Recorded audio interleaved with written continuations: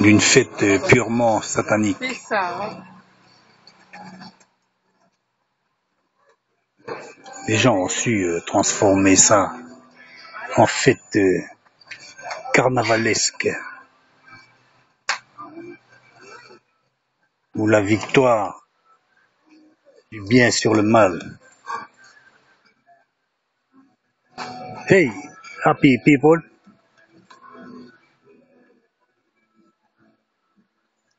La victoire du bien sur le mal.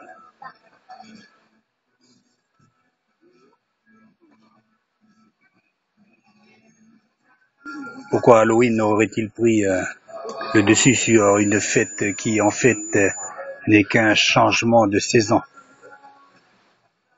Nulle question de citrouille,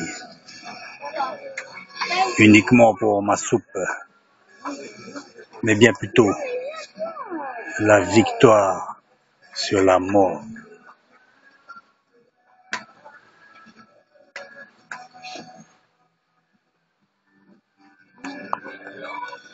Happy people.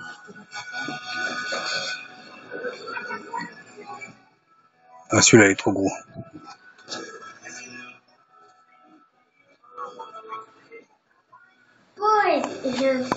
Je fais halo avec une robe, une ceinture, Oui.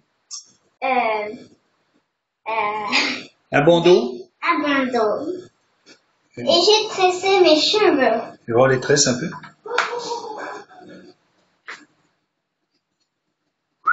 Ça brille. Alors voilà Halloween, un exemple d'Halloween.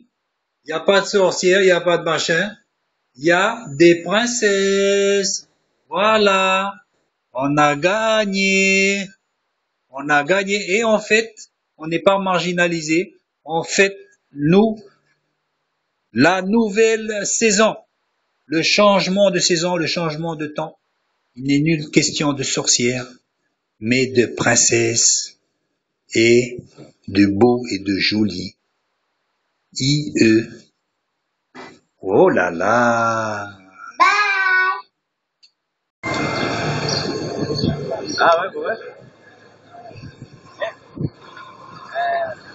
Oui, c'est assez morbide, mais les gens préfèrent en rigoler, quoi. Peut-être essayant de par là nier la réalité.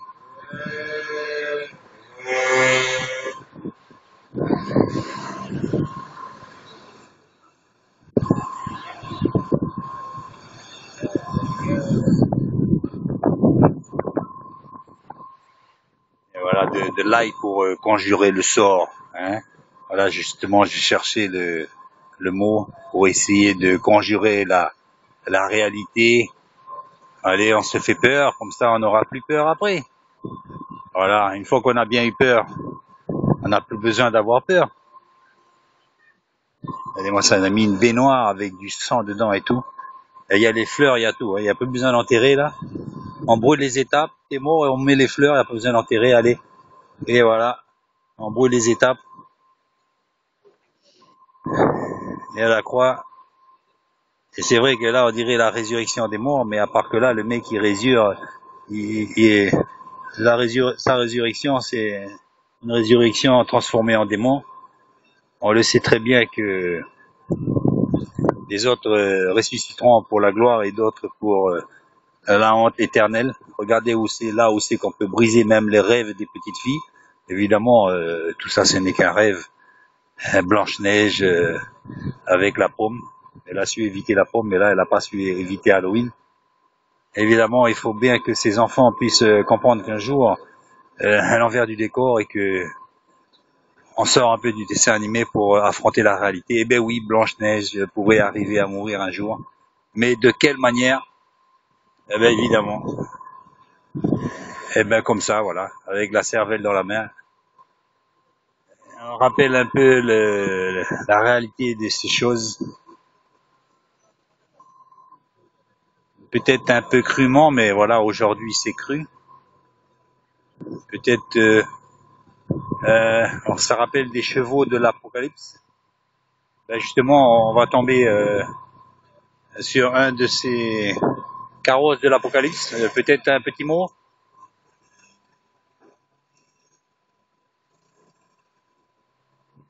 Non, non, il dit non, il ne veut pas répondre. C'est que maintenant, il n'y a plus besoin de parole, hein. La mort, elle n'a pas besoin de faire part, elle vient et puis, cric-crac.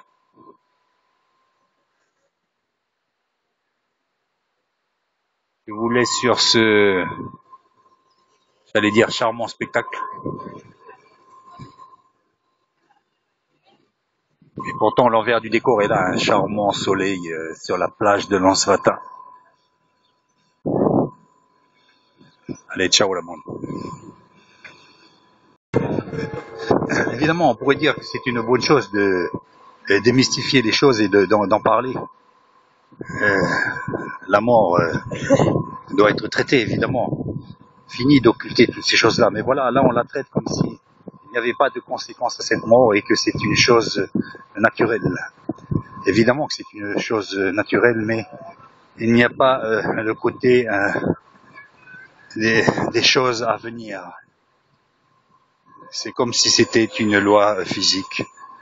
On a faim, on mange, on est vieux, on mord.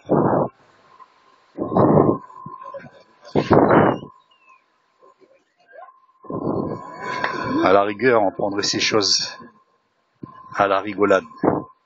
Le but des choses, de ces choses, bien souvent, c'est pour prendre ces choses à la rigolade. Ah oui, mais c'est une question alors, mais c'est vrai, la mort alors. Mais bon, de toute façon, il le savait. Évidemment qu'il savait plus ou moins. Mais bon, voilà, c'est une bonne occasion d'en parler avec Halloween. Et de quelle manière? Eh ben, à la rigolade. Et le tour est joué. Une bonne petite rigolade. Alors, d'un côté, ils ont raison, hein. Mais bon, le sujet n'est pas assez traité.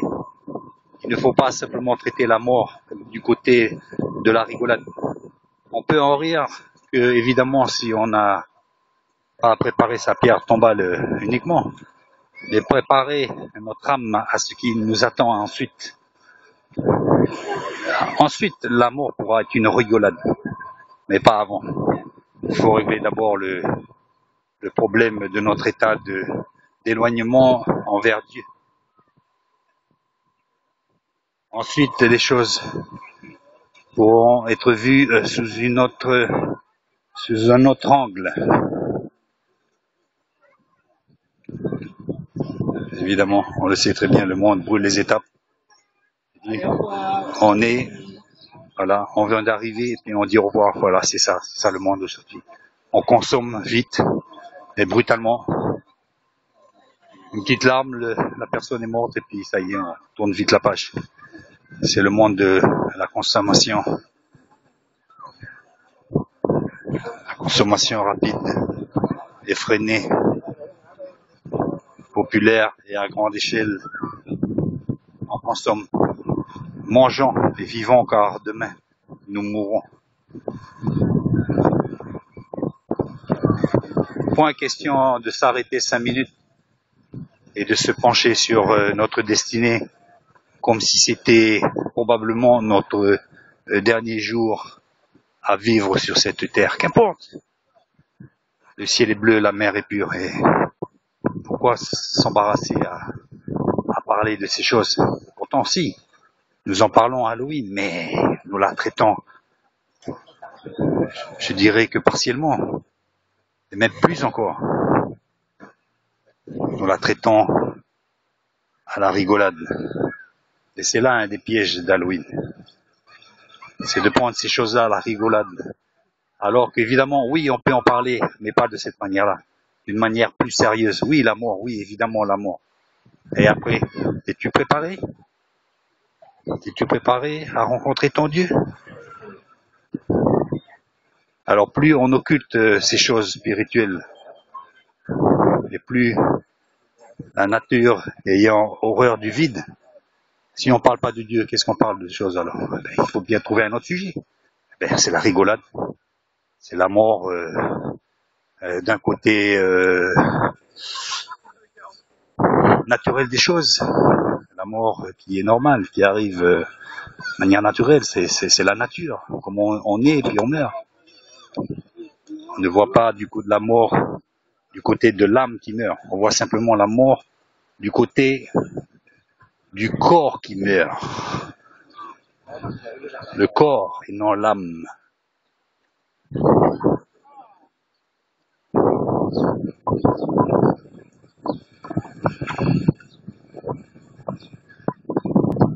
Mais ces phénomènes climatiques que vous avez voulu associer avec les esprits, alors je vous le dis, que ce phénomène climatique vient de Dieu. Si vous voulez que ce soit une saison, hors du temps, alors moi je vous dis que nous pouvons la fêter dans le sens où c'est une saison venant de Dieu. Et rien à voir avec les esprits, sinon le Saint-Esprit, l'Esprit de Dieu qui se meut sur la surface de la terre et qui est maître de ces choses-là. Nous la fêtons comme on fête le Beaujolais nouveau pour le printemps. Le printemps serait-il associé dorénavant à du vin? Pourquoi le Beaujolais revendiquerait-il le printemps? Et non.